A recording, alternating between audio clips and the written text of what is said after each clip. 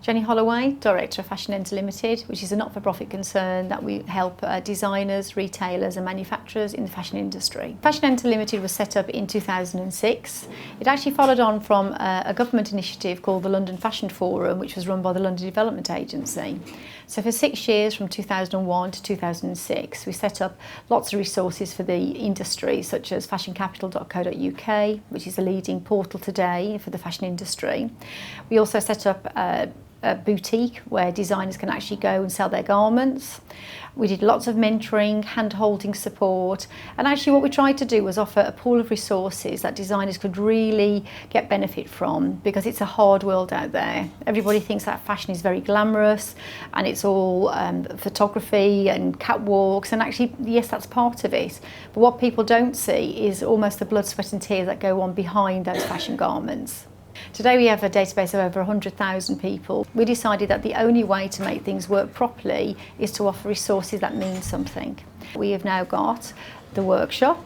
That's where we would do the toiles, the samples, and actually anybody with a bit of a passion for fashion can come along to the workshop. They can bring in an illustration, and then we can actually make that into a working drawing, then a toile, and then we make it into a card pattern. We can even go and sell it on that designer's behalf. We have key accounts with JD Williams, ASOS.com, and I'm really delighted that we have such a fantastic team behind the factory. What we wanted to do was set up a centre of excellence whereby we have got fantastic machinists. We've worked extremely closely with ASOS.com, who have helped us tremendously, and at this very moment in time we are producing 5,000 garments a week. And I think that's what people don't realise about the fashion industry, is that there's a lot of hard work that goes on behind the scenes, and skilling today, that's where the biggest gap is in the whole of the fashion sector. Back in the 1970s and 80s, there was a trend towards narrow and deep. So that means you have a narrow product line, but you have deep penetration into buys. It was not uncommon to have 5,000 garments of a line, and that's 5,000 dozen. So you talk about 60,000 garments that will go through the whole of the shops of Marks and Spencer's. So consequently, the time was right then to go abroad. You know, you had massive economies of scale, but actually what's happened is that in the 70s and 80s, when that sort of exodus took place and productions were being made abroad, we lost our skill base here in the UK. We are absolutely adamant that the way forward is to bring in unemployed people who are naturally bright and let them see all the jobs that are available in the industry. And you can be a sample machinist, a pattern cutter, you can do quality control and inspection and machining. The first apprentices are going through now. We're working closely with the College of Haringey, Enfield and North East London.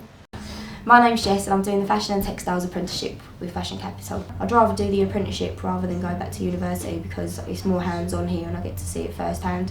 We also get to go inside the factory and get shown how to use the cutting machines, the sewing machines, and how to do pressing, packing. It's all of the different stuff that they do on a regular basis. We learn it here. Here Monday to Fridays, but Tuesdays we have our lessons down at the workshop, and that's where we do all different stuff like hand sewing at the moment, and then that's where we learn how to make garments from scratch.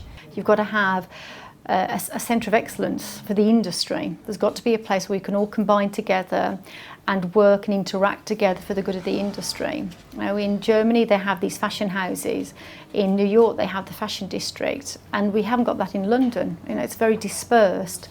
So I'm a big fan of the concept. I'm certainly going to make an application that we can move our 5 different sites in London, so we're all in one site together. And I want the UK, and London in particular, to be an absolute centre of excellence in everything that we do for the fashion industry. I think that actually to have a place where we can unite the different sectors together will naturally create business, not just on a national scale, but also an international scale.